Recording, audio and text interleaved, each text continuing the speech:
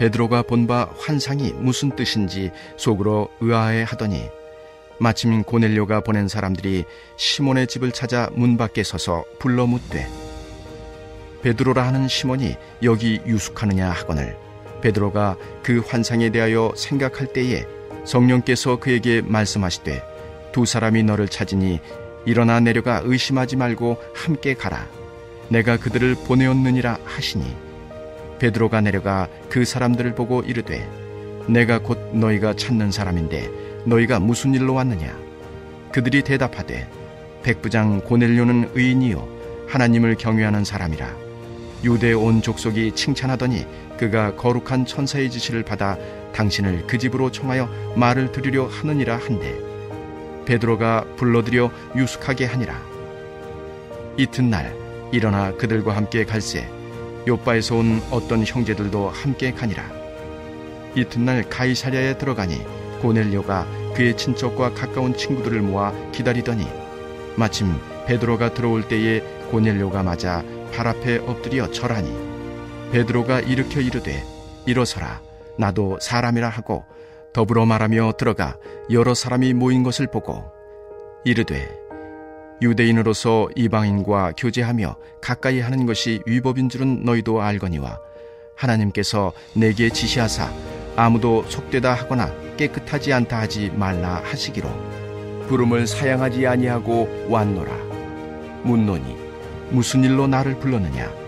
고넬료가 이르되 내가 나흘 전 이맘때까지 내 집에서 제9시 기도를 하는데 갑자기 한 사람이 빛난 옷을 입고 내 앞에 서서 말하되 고넬료야 하나님이 내 기도를 들으시고 내 구제를 기억하셨으니 사람을 요빠에 보내어 베드로라 하는 시몬을 청하라. 그가 바닷가 무두장이 시몬의 집에 유숙하느니라 하시기로 내가 곧 당신에게 사람을 보내었는데 오셨으니 잘하였나이다. 이제 우리는 주께서 당신에게 명하신 모든 것을 듣고자 하여 다 하나님 앞에 있나이다. 할렐루야! 우리 사랑하는 성도 여러분, 주님의 이름으로 사랑하고 축복합니다. 오늘 하루도 늘 주님 안에서 주님만을 바라보며 주님만을 향해 한 걸음 한 걸음 나아가는 저와 여러분들이 되기를 바라겠습니다. 우리는 가끔 우리에게 일어나는 일들이 이해가 되지 않거나 해석이 되지 않을 때가 있습니다. 혹은 하나님의 말씀을 통해서 하나님의 뜻은 분명히 알겠는데 우리의 생각을 내려놓고 순종하기가 어려울 때가 있습니다. 그럴 때 필요한 신앙이 그럼에도 불구하고의 신앙입니다. 베드로는 유대인으로서 이방인과 식사하거나 교제하는 것이 위법이라는 사실을 알았죠. 그러나 하나님이 고뇌로 이방인의 집에 가라고 했을 때 그럼에도 불구하고 자기 생각과 다름에도 불구하고 그는 하나님의 말씀을 순종했습니다. 그가 이렇게 순종했을 때 그는 자신이 상상하지 못했던 그 놀라운 영적인 비밀 또 새롭게 일하시는 하나님을 경험하게 되는 거죠. 그러므로 오늘 저와 여러분이 하나님의 말씀 앞에 내 생각을 내려놓고 순종할 수 있기를 바랍니다. 순종이 제사보다 낫다 하시는 주님의 그 말씀에 순종할 때 우리에게 영적인 새로운 세계가 열리고 새로운 은혜와 경험이 열리는 그런 하루 되기를 간절히 축원합니다. 베드로가 자신이 본 그 환상에 대해서 의아하게 생각하고 있을 때 마침 고넬료가 보낸 사람들이 도착합니다. 참 절묘한 타이밍이 아닐 수 없습니다. 이때 성령님이 그에게 말씀하십니다. 19절에서 20절 말씀입니다. 베드로가 그 환상에 대하여 생각할 때에 성령께서 그에게 말씀하시되 두 사람이 너를 찾으니 일어나 내려가 의심하지 말고 함께 가라.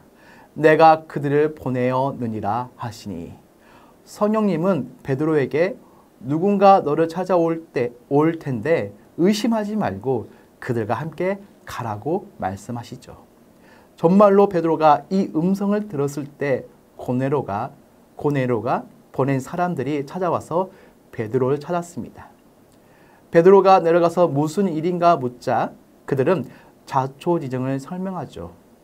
자기들은 고넬료 배국장이 보낸 사람들인데 고넬료는 하나님을 경외하는 자요 많은 사람을 구제하는 기도하는 사람이라고 소개하고 하나님께서 고넬료에게 베드로를 청하라고 말씀하셨다고 말합니다.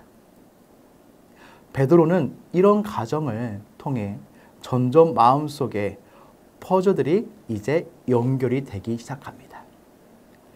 자신이 보았던 그 보자기에 쌓였던 그 섞여 있던 여러 속되지 않는 그 짐승들 그리고 동물들이 바로 이 고넬료를 비롯한 이방인들을 의미한다는 사실을 깨닫게 되었던 거죠.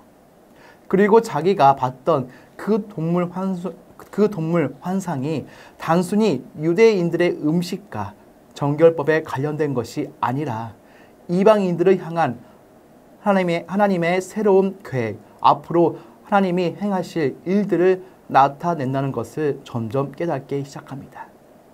그래서 그는 이제 그들과 함께 다음날 즉시 고넬료를 향해서 떠나기로 결정하고 순종합니다. 그는 갈 때 자기 혼자 가는 것이 아니라 자기와 늘 함께 하던 유대인 6명을 함께 데리고 갑니다. 그는 이방인 고넬료의 집에서 어떤 일이 일어나지 알지 못했지만 그러나 하나님이 뭔가 새 일을 행하실 때 증인이 될 수 있도록 자기와 같은 유대인들을 준비시키는 그런 모습을 볼 수 있습니다. 우리는 이 베드로의 순종이 얼마나 놀라운 결과로 나타나는지 알고 있습니다. 그의 순종을 통해서 그는 자신이 전혀 예측하지 못했던 그런 하나님을 경험하게 됩니다. 우리는 신앙생활 하면서 흔히 내 상식, 내 이성, 내 경험에 맞추어서 신앙생활을 하는 경우가 많습니다. 하나님 말씀을 읽을 때도 말씀 중에 어떤 상식 그리고 과학적인 그런 기준에 맞지 않으면 말씀을 빼버리고 기도하고 말씀을 걸려서 읽기도 합니다. 과거의 신학자들 중에는 성경에서 모든 기적의 이야기들이나 초자연적인 그런 내용들을 빼버리고 성경을 다시 편집하고자 했던 사도들도 있었습니다.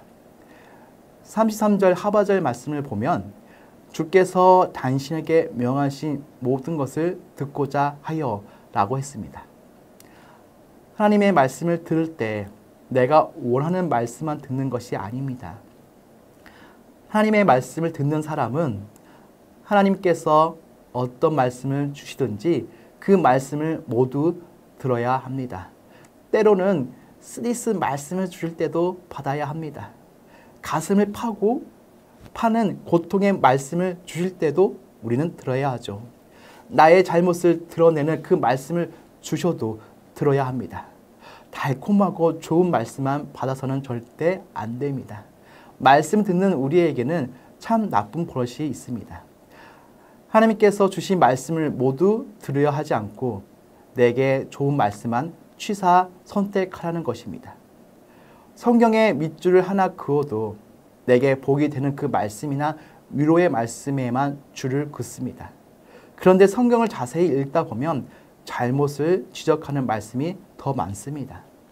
똑바로 살라는 말씀이 더 많습니다. 하나님을 믿는 자답게 살라는 말씀이 참으로 맞습니다. 그런데 그런 말씀들은 다 제쳐두고 있으니 우리의 신앙이 잘못되어 가고 있다는 증거이죠. 신명기 28장 1절 말씀을 보면 내가 내 하나님 여호와의 말씀을 삼가 듣고 내가 오늘 내게 명령하는 그의 모든 명령을 지켜 행하면 내 하나님 여호와께서 너를 세계 모든 민족 위에 뛰어나게 하실 것이라고 말씀하십니다. 하나님의 말씀을 듣고 모든 명령을 지켜 행하는 자에게 하나님께서 세상의 모든 민족보다 높여주십니다.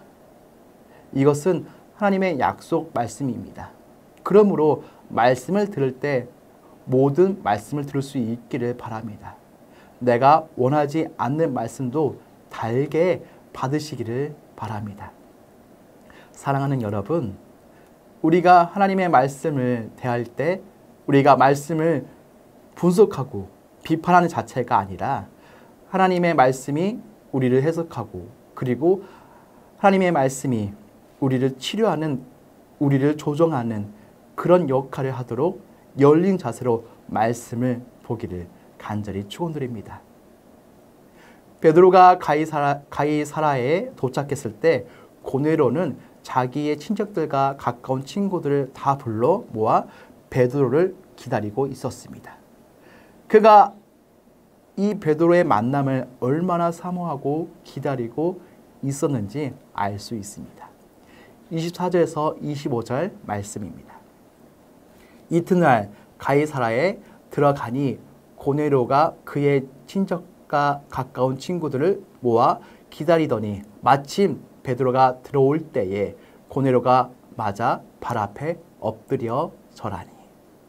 고넬료가 베드로를 마중할 때 보여준 자세는 발 앞에 엎드려 절하는 것이었죠.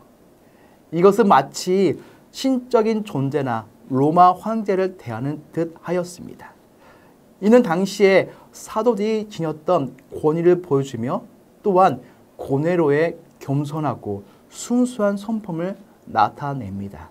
특히 고넬료가 베드로를 대할 때 신적인 권위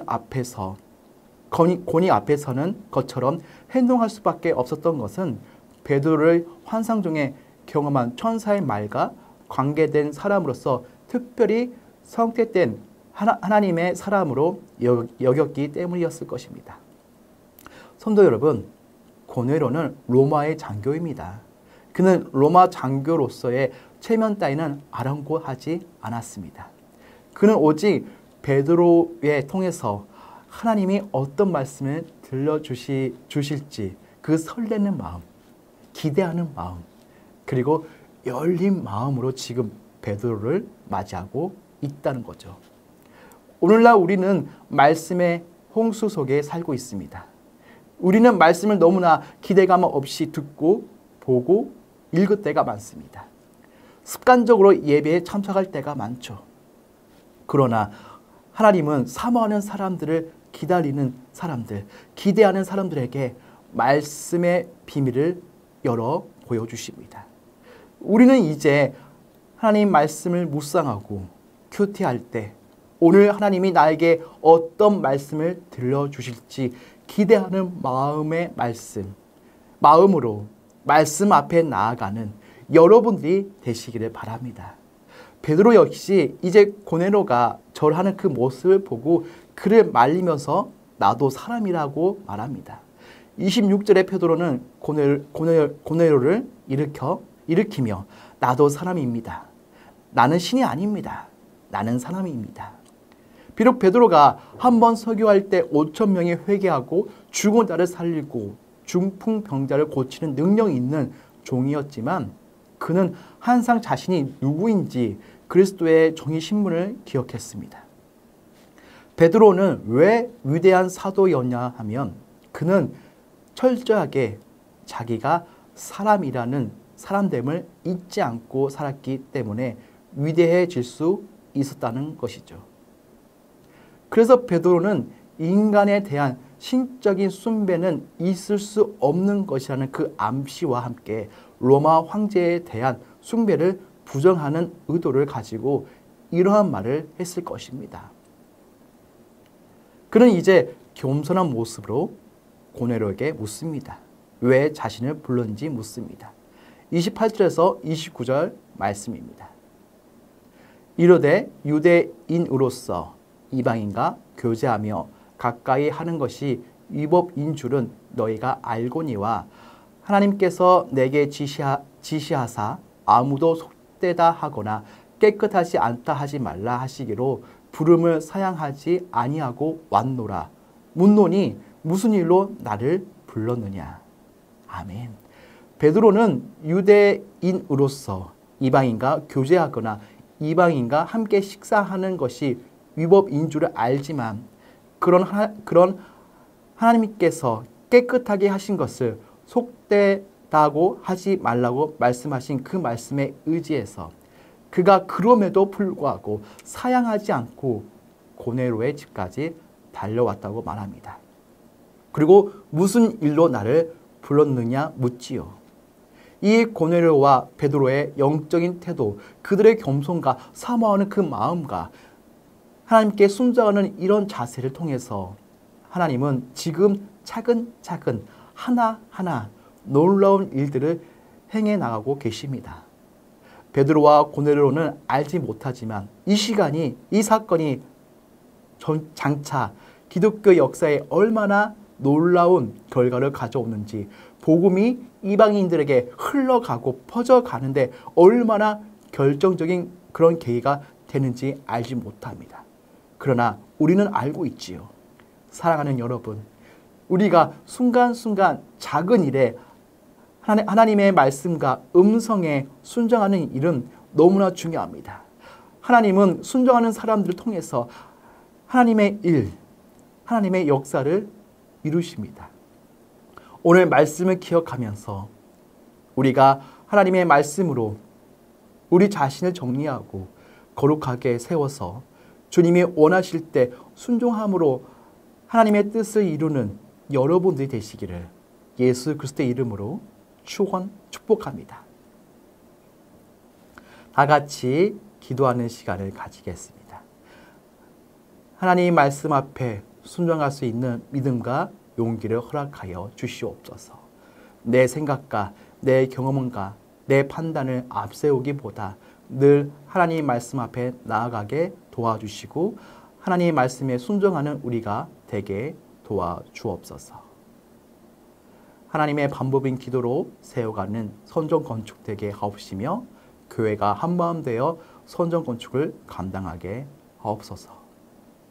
우리 기도 제목을 가지고 기도하는 시간을 가지겠습니다.